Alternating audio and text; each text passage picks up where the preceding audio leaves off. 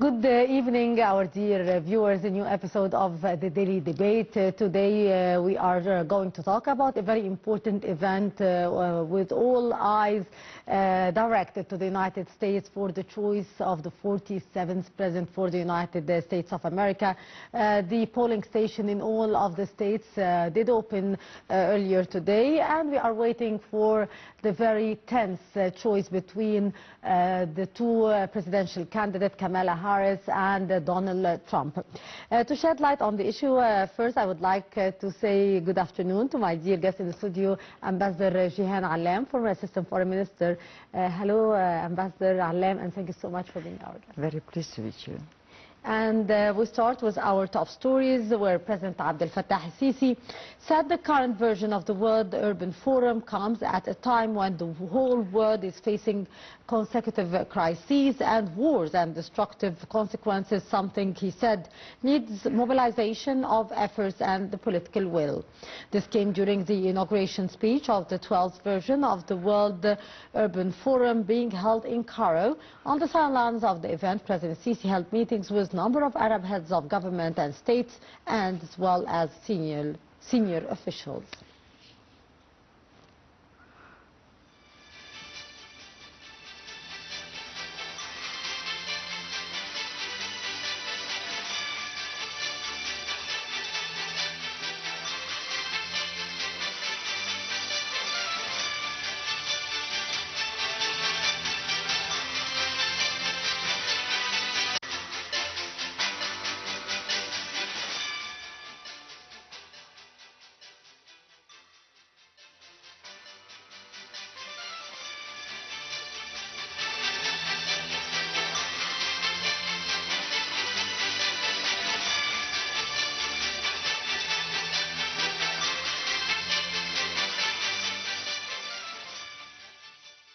Election day voting was underway in the United States on Tuesday after an extraordinary presidential race that will either make Kamala Harris the first woman president in the country's history or hand Donald Trump a comeback. Tens of millions of voters cast their ballots on top of the 83 million who have already voted early. As polling stations opened, 60-year-old Democratic U.S. Vice President Harris and 78-year-old Republican former President Donald Trump were dead even in the tightest White House contest of modern times. The rivals had spent their final day of the campaign working to get their supporters out to the polls and courting any lost undecided voters in the 7 main swing states expected to decide the outcome. Harris and Trump are effectively tied in the 7 main swing states. Control of the Congress is also at stake. All 435 seats in the House of Representatives are up for grabs, as are the 34 of the Senate's 100 seats. A final presidential outcome may not be known for several days if the results are as close as the polls are suggesting. And all eyes are directed to the United States as the tight U.S. presidential election 2024 formally kicked off to choose America's next president and vice president, as well as mayors of the U.S. states. More details in the following story.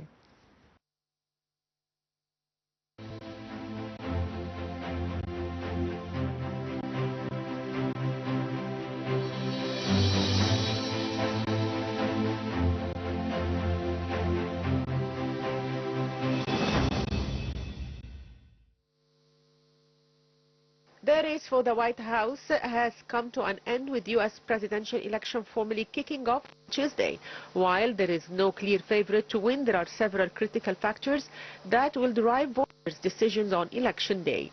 The two major party candidates, Kamala Harris, the Democratic Vice President, and Donald Trump, the Republican former President, crisscrossed the country ahead of the decisive election day, scrambling to raise funds and motivate voters. Harris has framed her campaign as a choice between freedom and chaos and based it around the ideals of freedom and the future, while Trump's campaign has focused on dark rhetoric about the state of the country and predicting doom if he does not win.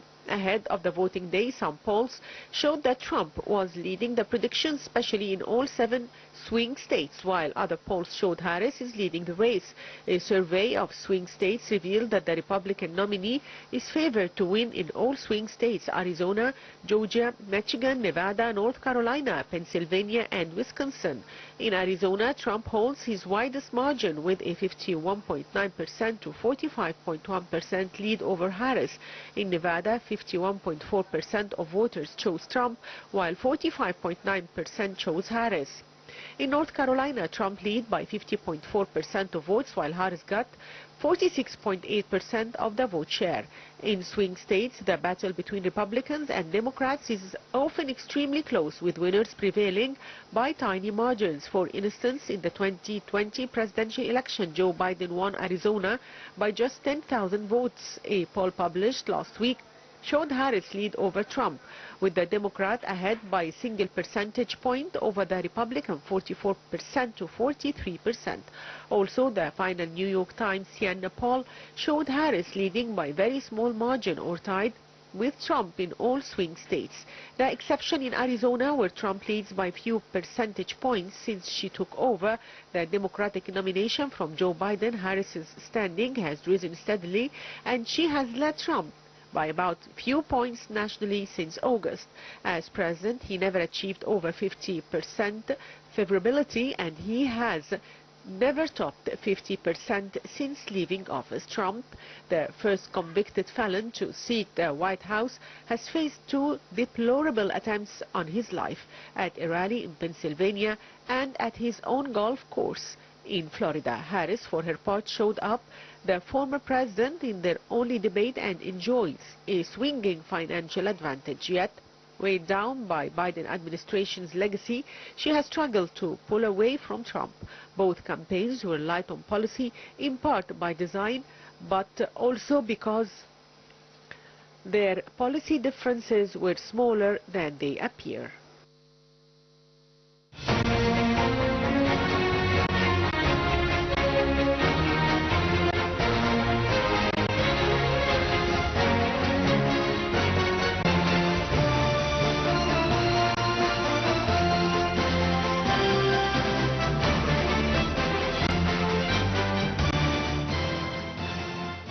Indeed, our dear viewers, a very tense race between Kamala Harris and Donald Trump. Are we going to witness surprises? Are we going to witness the winning of the first female president for the United States, or a comeback for Donald Trump? That would be known very soon. Our dear guest in the studio here, Ambassador Gillane Allam, former Assistant Foreign Minister. How do you see the presidential race until this moment, with a very tight competition between Vice President Kamala Harris and ex or former President Donald Trump? How do you see the presidential race so far, Ambassador Allam? To start with, it's a very exciting, interesting, and very tense election. I think it's in the history, I think, of the modern history, let us say, of the United States. And I really pity the voters, because they really have to do a lot of homework, a very strong homework, in order to make up their mind about it. If we look at where do the both contenders hail from, Kamala Harris hails from California, while Donald Trump hails from Florida. So from the two sides, it's a different connection, because Kamala Harris was the general. I'm so sorry. She had a particular job in California. It's a very serious job, and very influential job also. And she decided to take that run 2 years ago. She didn't make it, and then this time, because President Biden wasn't able to go forward with his candidacy, she was nominated for that candidacy. Mr. Trump, Donald Trump, comes from the far-right, white-wing supremacists from Florida. So they have different approaches even to politics and different approaches to as far as their plans and their intentions and what they claimed to that their achievements will be during should they be elected. So I think we are in for a very interesting expression of will of the American people and to see where it's going to take them.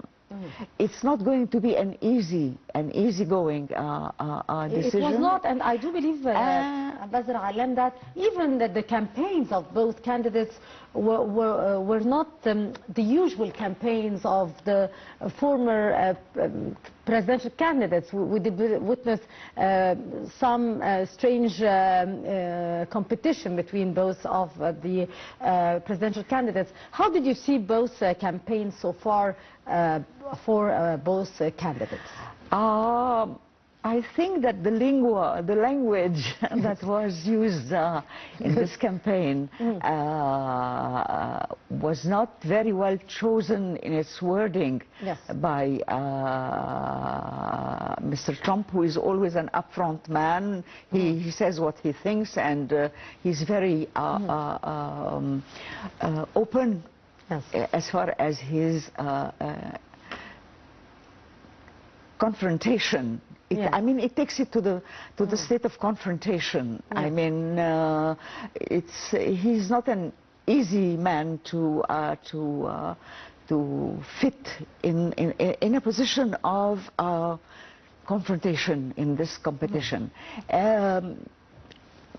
Kamala Harris is more of a professional politician. She might not be and speak yet in terms of being able to present maybe, I mean, you cannot compare her to the performance of President Biden when he was there. But I think she has the potential of presenting the case of the Democratic Party to the people, and in a quieter and more reasonable and well-weighted effort. She's doing an effort.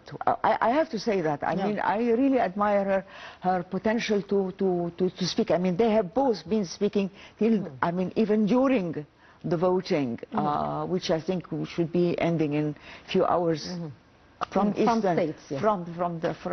eastern states, but I think it's a very strong competition, and we have to wait and see. To wait and see. Yes, Ambassador Allam, can we say that the United States is actually ready to elect a female president to run the United States as a president? The fact of life, one of the facts of life is that no country is usually ready to have a woman at the helm of government. But I think we have seen now that we have a quite even though a small number in Europe and in Latin America, that we have women at the helm of government. And let us remember that in the elections of 2016, there was Hillary Clinton also, who was the competitor of Donald Trump as well. Yes, of Donald Trump as well. And she lost it. Actually, she carried the popular vote, the open vote, but she didn't carry the electoral college vote. So if it was only, I mean, if the American system of elections would work only with the popular vote, we would have seen the first woman president in 2016. But because there is this complex combination of the electoral vote and the popular vote, then she didn't. He did carry it because the electoral vote depends on a quota of members for each state, not everybody in the state. So you have centers of influence that you can affect. So this is where she lost the presidency. So this time, I mean, it's a repeat. Yes. Of last time, and also they are very, and this time is even more intense because they are much closer than. But again, like you said, are the Americans ready to put their vote for, let us remember something or notice something? Harris 60 years old, Trump 78 years old. So I think this is again an element that people will put into mind when they are taking their decision vis-à-vis. And the perspective of addressing issues also is very important. I mean, the world now is in some kind of an organized chaos, let us say. So, and the United States, as the largest economy in the world, the strongest number one in the world, needs to be an example of democracy. I mean, this is the second largest democracy after India. So that they should be the model for that. So I think the American public have that in mind very much, particularly that this time the election is accompanied by important conflicts and crises in the world. Within which America is involved. It's not like it's involved to the deep of it. It's not like, well, the United States is always involved in every event in the world, but when it comes to direct conflicts in areas and with parties that carry a special importance, like Russia and Ukraine vis-à-vis the United States, and then Israel vis-à-vis in the Middle East, I think here it's a very different approach to the choice. And I think the American people, maybe for the first time, will have to take, or might take, foreign policy into their consideration. Usually they care for economics. I mean, jobs, level, inflation, of course. And so on. The main concern I mean, social care, health care, and so on. But this time I think there is an extra element. It might not be that important, but it is there for them to take into account. I'll take it from here, Ambassador Allam. To what extent the results of the elections would affect the American foreign policy in Europe, in the Russian-Ukrainian war, as well as the situation in the Middle East, as well the war in Gaza and Lebanon? As far as Europe is concerned, I think they are in a state of frantic. I mean, it's really a frantic situation for the Europeans.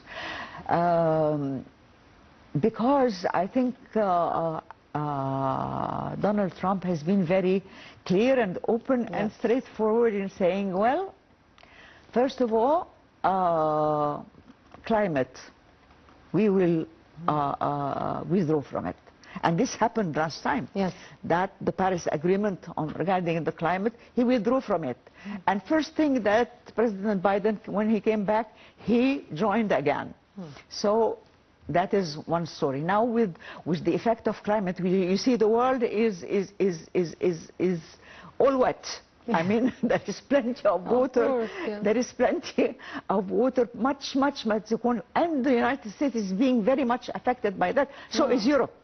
So this is a very great source of concern for them. Then comes the safety, the safety of Europe, political safety. Again, NATO. Last time he said, I will withdraw from NATO.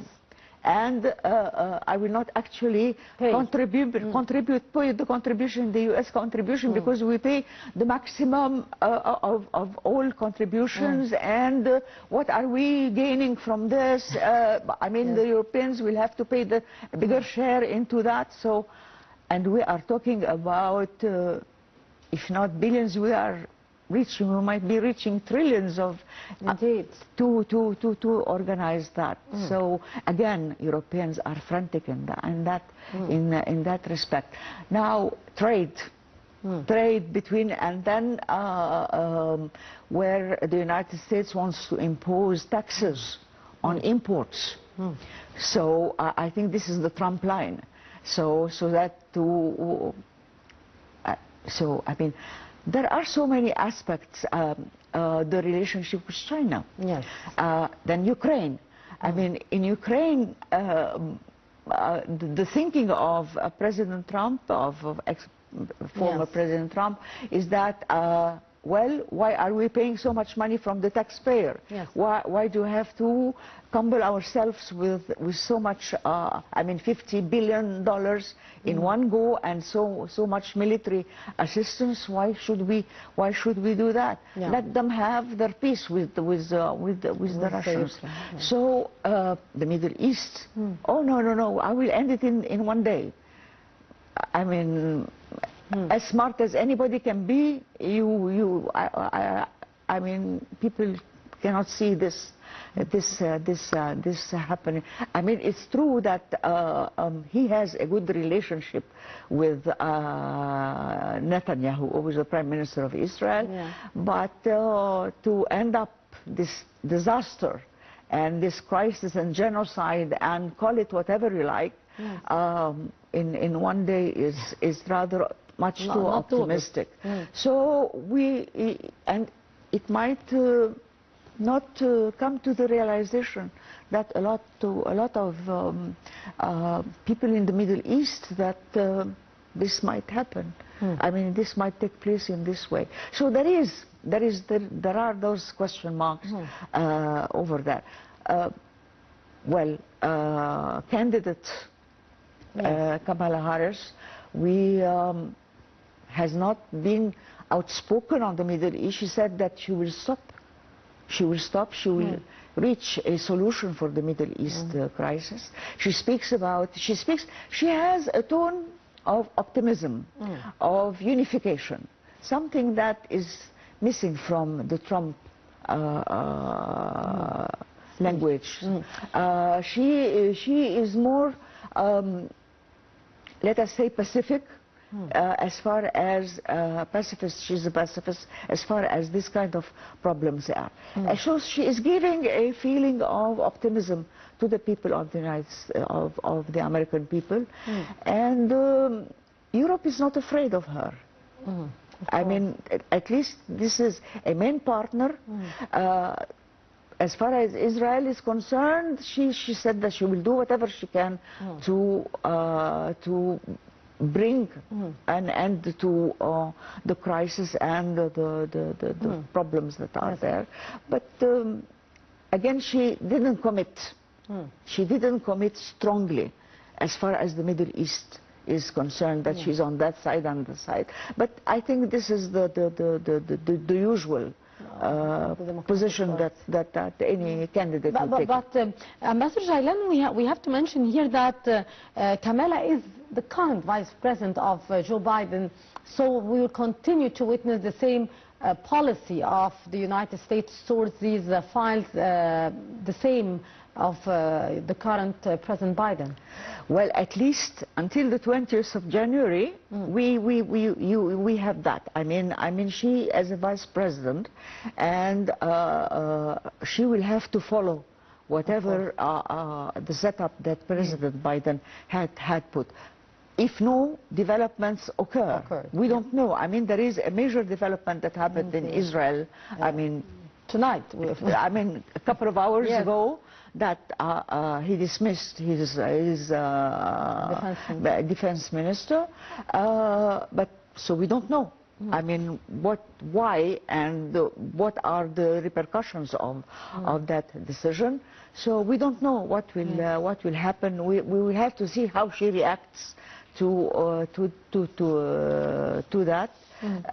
Let me remind that when Prime Minister of Israel was invited to address the Congress, she did not attend. Yes. She did not attend. So this is a point we have to consider whenever the relationship with Israel comes and is at stake in this. Indeed. Ambassador Allam will take this report. The election day voting is underway in the United States after an extraordinary presidential race that will either make Kamala Harris the first woman president in the country's history or hand Donald Trump a comeback. More details in the following story.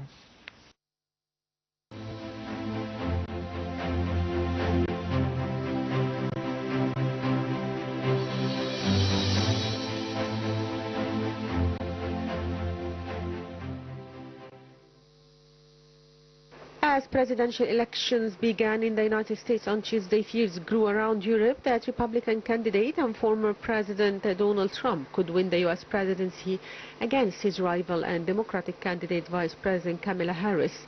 A study uncovered attitudes towards election in 7 Western European countries: Britain, Denmark, France, Germany, Italy, Spain and Sweden.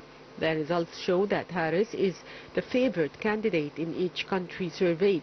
The Danes are the most likely to want Harris to win at 81%, while Italians are the least likely to 46%.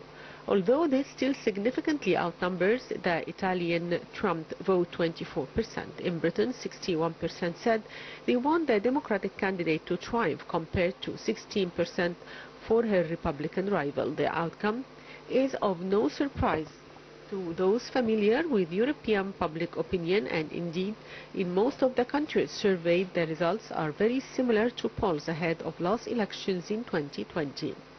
The results did differ in Sweden, however, which has swung more behind the Democratic option compared to 4 years ago, and in Italy, where people are less likely to back Harris than they were her predecessor.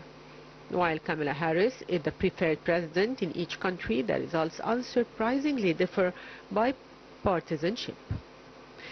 Support for Harris is highest among those Europeans who voted for parties on the left, although even for supporters of center-right parties, she remains the preferred candidate. For instance, she is the choice of 89% of Vänster voters in Sweden, 78% of CDU-CSU voters in Germany, 66% of PP voters in Spain, and 58% of conservative voters in Britain.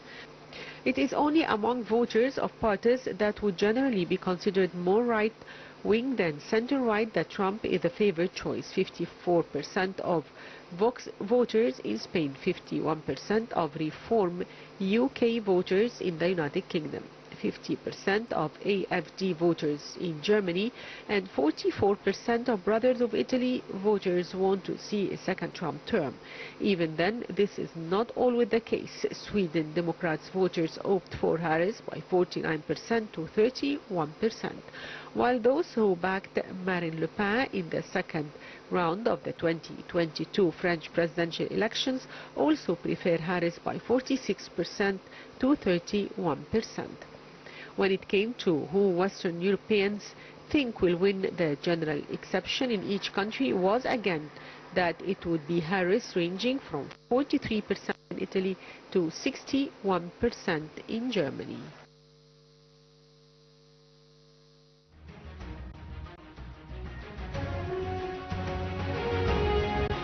So I will be talking about the harm. I will be talking about those who have been directly impacted, and I will also tonight be talking with the American people about the power that you, the American people, have to make a decision about the future course of our country.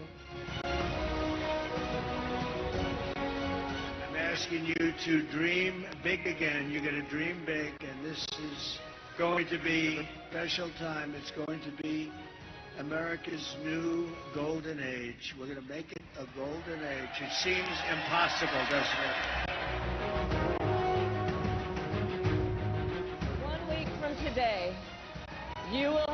chance to make a decision that directly impacts your life, the life of your family, and the future of this country we love.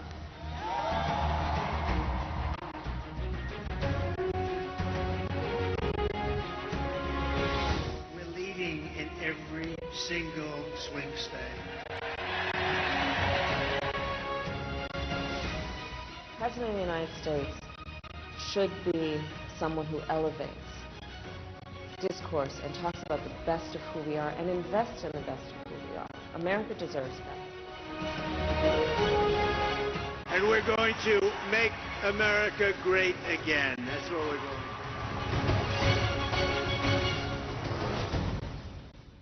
Welcome back, our dear viewers, continuing our debate here about the U.S. Presidential elections taking place as we are talking, and waiting for the very tense competition between Kamala Harris and Donald Trump.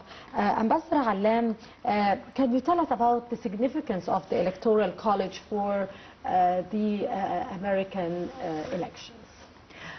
Okay, the American election is a very complex system. Indeed. And it's a multi-phase and multi-track, actually. I mean, it goes horizontal and vertical. So basically, as soon as the two contenders are sanctified and they are known, people can go to post office and put their vote. So. But this is not implemented in all states, but in those states who take the mail voting, that happens. So you can imagine that this is happening a couple of months ago now. Yeah. Then you have the popular vote, what we are seeing today and what we are living today. This is usually always decided on the first Tuesday of November, every 4 years. So today we are seeing the population of the United States is 345 million. The registered voters, 161 million. Now, that means that you cannot just take your ID and go voting. You have to be a registered voter. Yeah. And registered voters, of course, I mean, it's as of 18 years old, but they do not compare. I mean, there is much more people who do not want to vote. So it is their choice and will. So they do that. And when you have that, supposedly today we have to have 161 million U.S. vote. But this doesn't usually happen. Yeah. Usually, I mean, until I came here, it was like 82, 83 million already. So you can imagine. So this has happened since this has been declared. Yeah. So it happens by. Now, they do not take this as the way of calculating who wins. No, there is the electoral vote, which means that next to the vote, the popular vote, there is an electoral vote. So every state of the 50 states have a number of an electoral college that is commensurate with the population of that state. So the small states, the small population states have a small number, the larger population states have a larger number of that be addressed during the electoral college. So, and then the electoral college voting plus the popular voting decides who wins. So this is 538, the electoral college is 538 members from the 50 states. So to get the nomination, you have to get 239, okay, plus one, 269, I'm sorry, 269 plus one, at least, because you cannot, so you won, you win. You do not. If they are even, what? Now, Yeah. if there is a tie, if they are even, this is very complicated. So what happens is that the voting goes to the House of Representatives, and they choose and they elect the president. And then the vote goes to the Senate, and they elect the vice president. So, because there isn't any way that they return to the base and start all over again. I mean, this is usually what happens, is that there is a tie, you go back to the parliament or to the people. So, but this doesn't happen. You have another way of settling it. So it's a very interesting process, but it shows also the importance of lobbies in the American system of government, and they have their effect definitely on the electoral college members in each state. As you have kindly mentioned here, Ambassador Allam, that we have many lobbies here that might affect the results also of the American elections, like the African, the Arabs, Latino, the Latinos. To what extent, of course, the Jewish lobby, Jews, the Jewish lobby as well. To what extent these lobbies are affecting the results here of the American elections? Very much so. Very much so. I mean, but there are certain lobbies who are very active and they contribute a lot to the process, and they are present and they follow it, and that they have their ways of working with Parliament and with their candidates and with the candidate, and certainly for the candidate for which they support. And I would guess. I mean, they are supporting Donald Trump on that matter. But I mean, we have to see. I mean, you have the Latino lobby, you have an African lobby, you have I don't know whether it is an Arab or a Muslim lobby, because I mean, you don't hear it too much, and the number of Muslims in the United States is around 4 million out of the 300. So I mean, it's like it's a very small community. Are they organized? I'm not sure. I haven't. I mean, I haven't seen that. I haven't seen them contribute, you know, to lawmaking in the United States. So this is the way. So I think the Jewish lobby plays a very important role in elections. And actually, you need. I mean, today we have seen, it is not related to the Jewish lobby, but the importance of lobbyists and people who work on your behalf. I mean, Elon Musk, I mean, number one trillionaire in the world, I mean, is giving $1 million. I mean, as some kind of, in some kind of a game playing or incentive. Well, he doesn't say, I mean, this is for Donald Trump, but I mean, those who get the money understand that this is... he did play, or he did show great support indeed to Trump. And I mean, he was very open in supporting Trump and today, again, I mean, Kamala Harris, I mean, met Oprah Winfrey and Lady Gaga, you know, I mean, too, in her campaign residence. So, I mean, there are a lot of elements at play in a U.S. election, and I think it's very interesting to follow. Wait and see.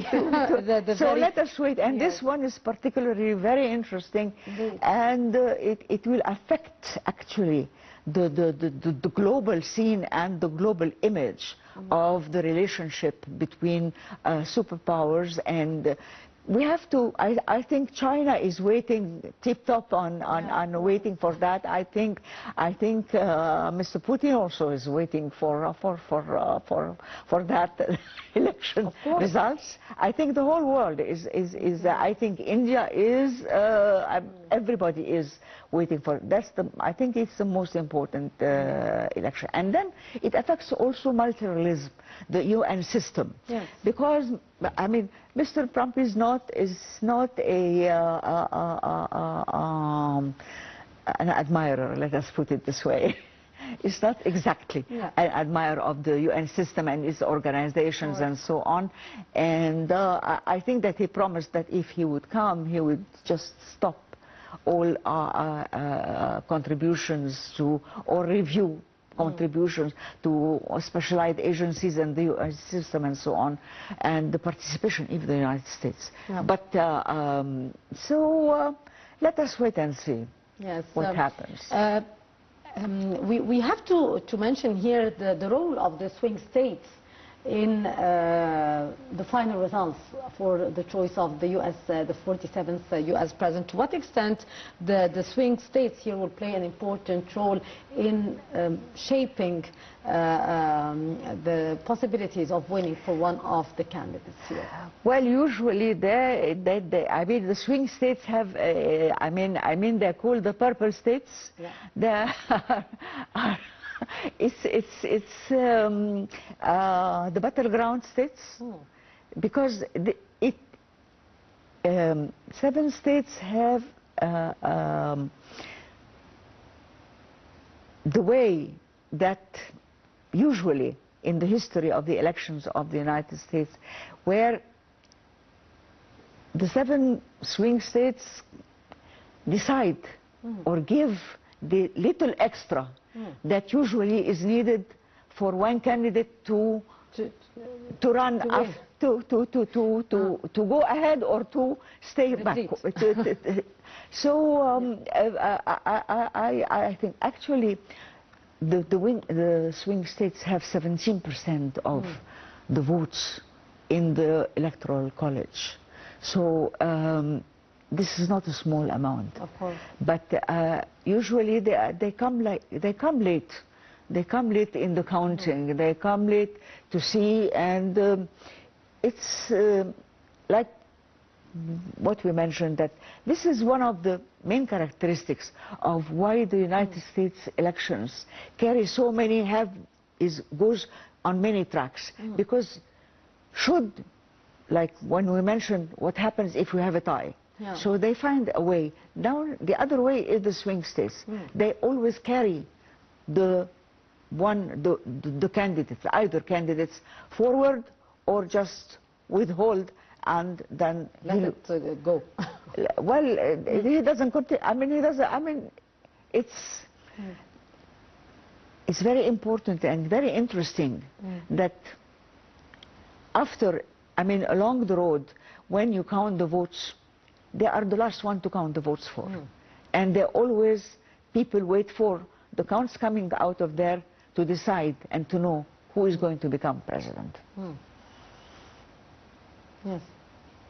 So the swing states here might decide the fate of the United States and the 47th president for the United States. Absolutely. And absolutely, it's amazing. I mean, the power of the elections in the American system. Do you think, Ambassador Allam, that a new map would be drawn for the world after the people of the United States decide the 47th president for the United States? I think we have